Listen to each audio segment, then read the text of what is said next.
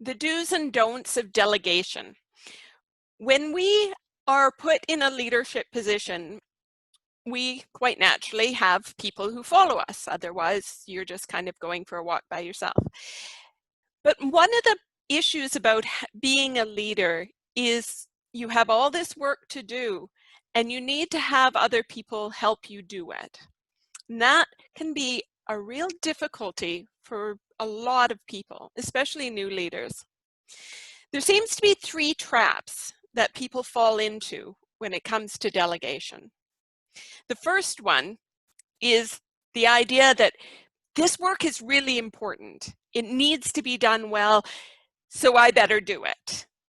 And there's lots of reasons why people just don't delegate. They try and do everything themselves. And one is they keep thinking everything is too important to pass on.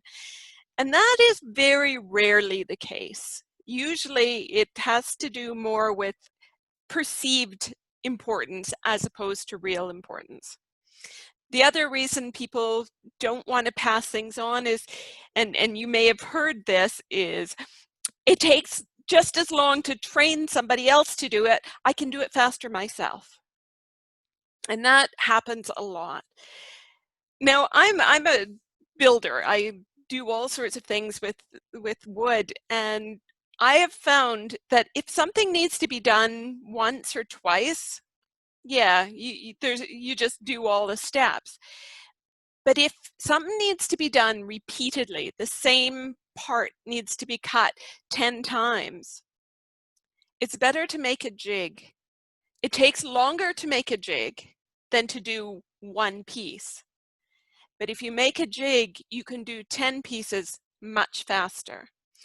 It's worth the time to make the jig, and it's worth the time to train someone else to help you, especially on a task that's going to be needed to be done repeatedly. Take the time and understand that unless it's a life and death situation, and I mean really life and death, everything can be delegated. Nothing is really that important that a mistake would kill you. Try and find a way to get around that. The second trap that people fall into is the idea of, okay, I'll delegate, I'll give them this task, and then I will stand over them and I will give them such detailed instructions that they can't do it wrong. And I will check on them every 20 minutes and make sure it gets done. It's called micromanaging. I'm sure you've heard of it. And number one, it drives people crazy. If you are given a task, you should be allowed to do that task without someone standing over you. Now, certainly if a person is brand new, they've never done it before, yes, they do need more attention, more instruction. But for the most part, if you trust someone enough to do it, then trust them and let them do it. Give them the information they need, give them the resources they need, and then get out of their way. They'll do it better than you would think they would. And the final trap that people seem to fall into is quite the opposite of micromanaging. It's, here, this needs to be done. Goodbye. I've had that happen.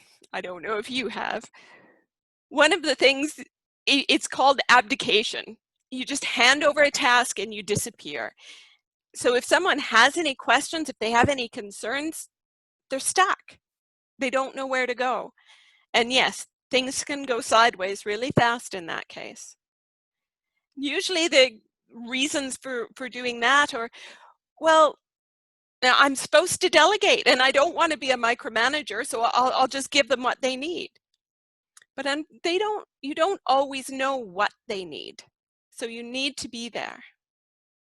So these are the 3 biggest traps. These are the don'ts of delegation. So what is the do? What do you do instead? What is good delegation?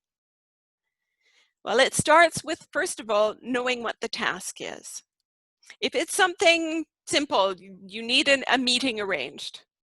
You choose a person who can do it and you say, okay, I need so-and-so at the meeting. The meeting must be done by such and such a time. and in this location. I'm over here if you need me. If any questions come up, let me know. Basically, you need the 5 W's: who, what, where, when, and why. Well, sometimes why. Why can help, surprisingly enough, but not necessarily how. How gets into the realm of micromanaging. Give them the information they need and let them figure out how. Whether they walk to the office, whether they send an email, that's their business. You don't need to tell them how to do it.